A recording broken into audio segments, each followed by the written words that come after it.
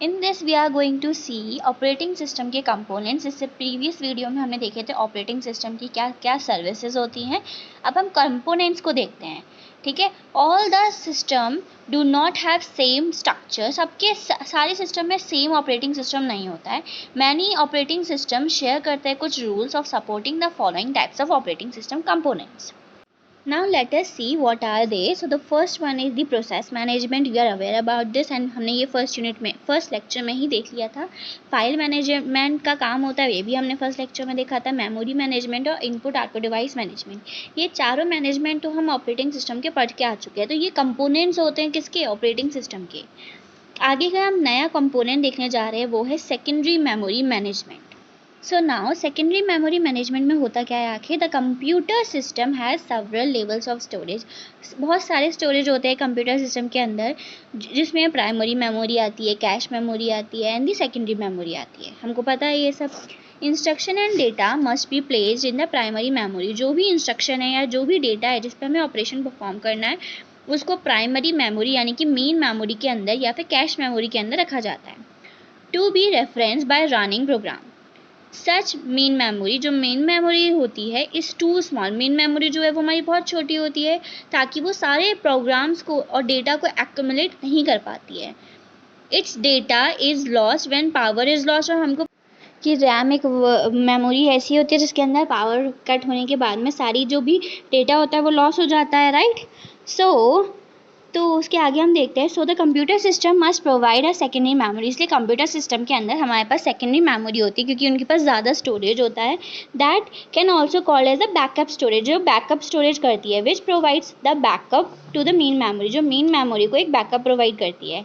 यहाँ तक चीज़ें क्लियर हो गई होंगी। The three major activities of operating system is regarded to the secondary memory management. अब managing the free space available on the secondary storage device. जो भी सेकेंडरी स्टोरेज डिवाइस उसमें जो भी फ्री स्पेस होगा वो चेक करा जाएगा। Allocating storage space when new file have to be written. जब भी एक नया फाइल को रिटर्न करना है तब हम यहाँ पे एलोकेट करता है storage. Scheduling the request for memory access.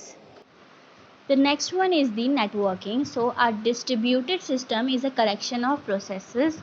तो यानी जो डिस्ट्रीब्यूटेड सिस्टम है वो एक कलेक्शन होता है बहुत सारे प्रोसेस का, that do not share memory devices और क्लॉक। जो मेमोरी डिवाइसेस और क्लॉक को शेयर नहीं कर रहे होते हैं। Each processor has its own local memory. सबके पास में खुद की अपनी लोकल मेमोरी होती है।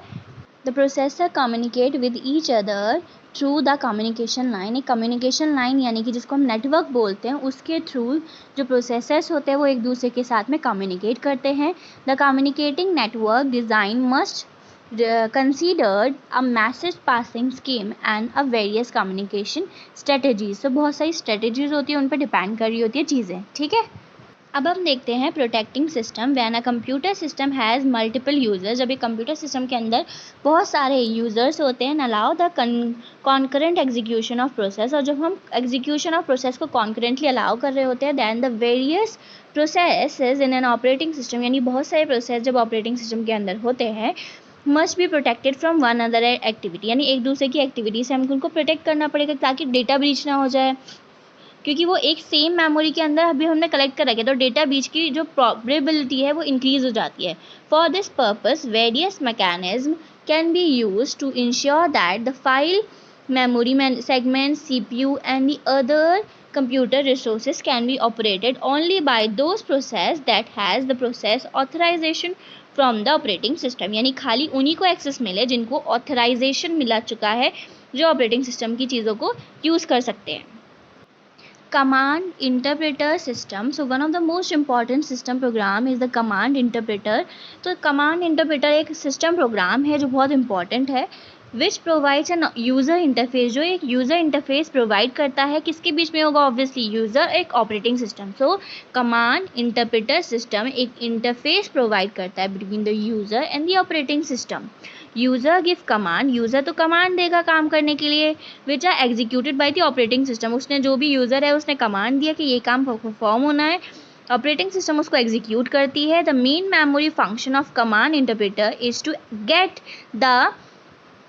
And execute the next command. Specified by the user, यानी कि उसके बाद में मेन फंक्शन जो कमांड इंटरप्रेटर है वो नेक्स्ट एग्जीक्यूशन के लिए पास जाएगा जो नेक्स्ट यूज़र ने स्पेसिफाई किया है। That's it for this video. Next में हम सिस्टम कॉल्स को देखेंगे। तो टिल देन अगर आपके पास कोई फीडबैक हो सो लेट मी नो।